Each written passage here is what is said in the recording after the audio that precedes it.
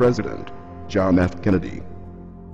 Ladies and gentlemen, the very word secrecy is repugnant in a free and open society, and we are, as a people, inherently and historically opposed to secret societies, to secret oaths, and to secret proceedings. We decided long ago that the dangers of excessive and unwarranted concealment of pertinent facts far outweighed the dangers which are cited to justify it. Even today, there is little value in opposing the threat of a closed society by imitating its arbitrary restrictions. Even today, there is little value in ensuring the survival of our nation if our traditions do not survive with it. And there is very grave danger that an announced need for increased security will be seized upon by those anxious to expand its meaning to the very limits of official censorship and concealment. That I do not intend to permit to the extent that it's in my control. And no official of my administration, whether his rank is high or low, civilian or military, should interpret my words here tonight as an excuse to censor the news, to stifle dissent, to cover up our mistakes, or to withhold from the press and the public the facts they deserve to know. For we are opposed around the world by a monolithic and ruthless conspiracy that relies primarily on covert means for expanding its sphere of influence, on infiltration instead of invasion, on subversion instead of elections, on intimidation instead of free choice, on guerrillas by night instead of armies by day. It is a system which has conscripted vast human and material resources into the building of a tightly knit, highly efficient machine that combines military, diplomatic, intelligence, economic, scientific, and political operations. Its preparations are concealed, not published. Its mistakes are buried, not headlined. Its dissenters are silenced, not praised. Its dissenters are silenced, not praised.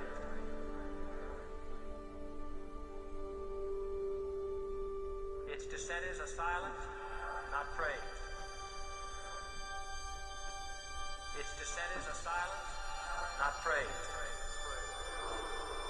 Its dissenters are silenced, not praised. Its dissenters are silenced, not praised. No expenditure is questioned, no rumor is printed, no secret is revealed. No president should fear public scrutiny of his program, for from that scrutiny comes understanding, and from that understanding comes support or opposition, and both are necessary. I am not asking your newspapers to support an administration, but I am asking your help in the tremendous task of informing and alerting the American people.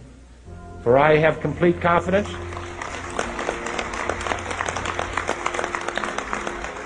in the response and dedication of our citizens whenever they are fully informed. I not only could not stifle controversy among your readers, I welcome it. This administration intends to be candid about its errors, for as a wise man once said, an error doesn't become a mistake until you refuse to correct it. We intend to accept full responsibility for our errors, and we expect you to point them out when we miss them. Without debate, without criticism, no administration and no country can succeed, and no republic can survive. That is why the Athenian lawmaker Solon decreed it a crime for any citizen to shrink from controversy.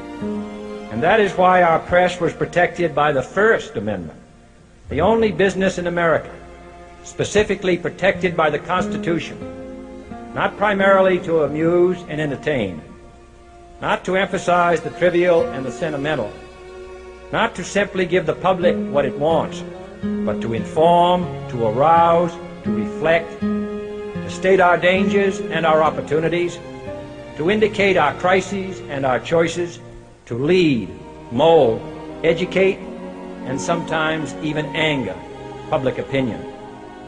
This means greater coverage and analysis of international news, for it is no longer far away and foreign, but close at hand and local. It means greater attention to improved understanding of the news, as well as improved transmission. And it means, finally, that government at all levels must meet its obligation to provide you with the fullest possible information outside the narrowest limits of national security.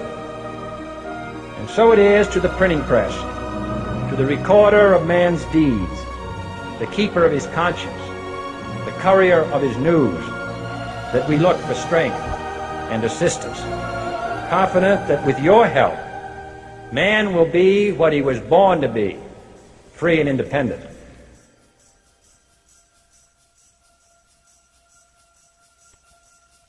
You were both in Skull and Bones, the secret society.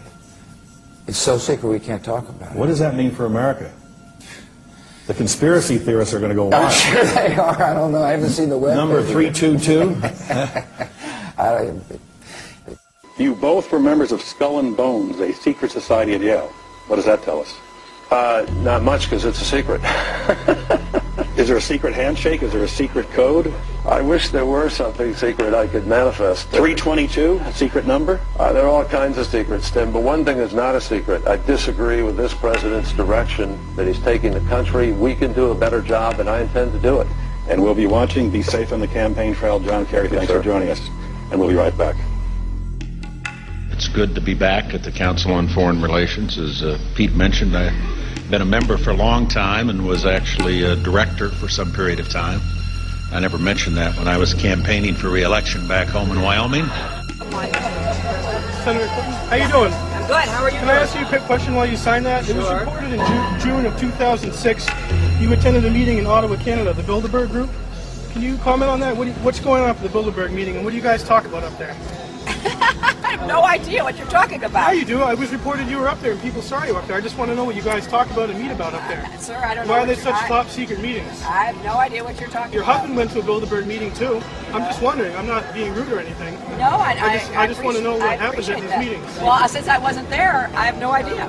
Okay, thank you, Senator. Thank you. How are you? There you go. Thank you very much. Listen, I am a happy member of the Bohemian Grove. I like the folks who come there, and it's really inappropriate for me to talk about the group beyond that. Thank you. Have you been there for the ceremony with the cremation of care? Frankly, I don't think that's something I need to talk to you about.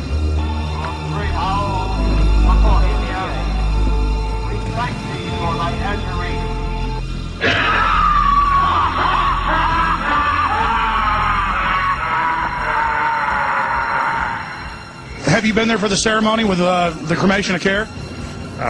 Frankly, I don't think that's something I need to talk to you about. Really? That's right. Well, I'm Alex Jones, and I snuck in there in 2000. I'm the guy that blew it wide open and got the video. It's been on national TV. Well, I disrespect you for that. You do? I do.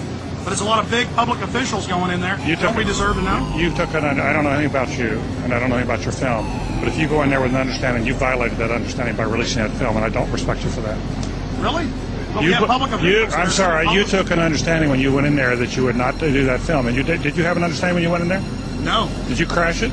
Yes. Yeah, and it has no trespassing signs there too, doesn't it? No, they put those after. Oh, I'm sorry. I'm sorry, sir. I've been there before. I know what the circumstances are, and I'm sorry you violated the understandings. But that was not a gentlemanly thing to do. But what about the ritual? Is the ritual gentlemanly?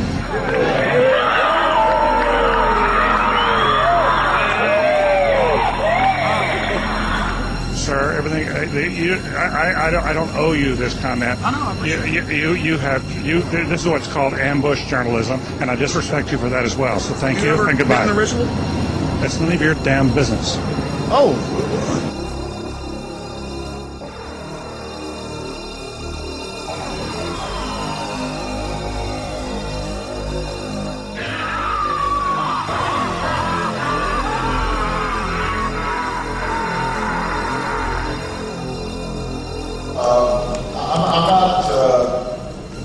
The Council on Foreign Relations, I don't know if I'm an official member. I've spoken there before.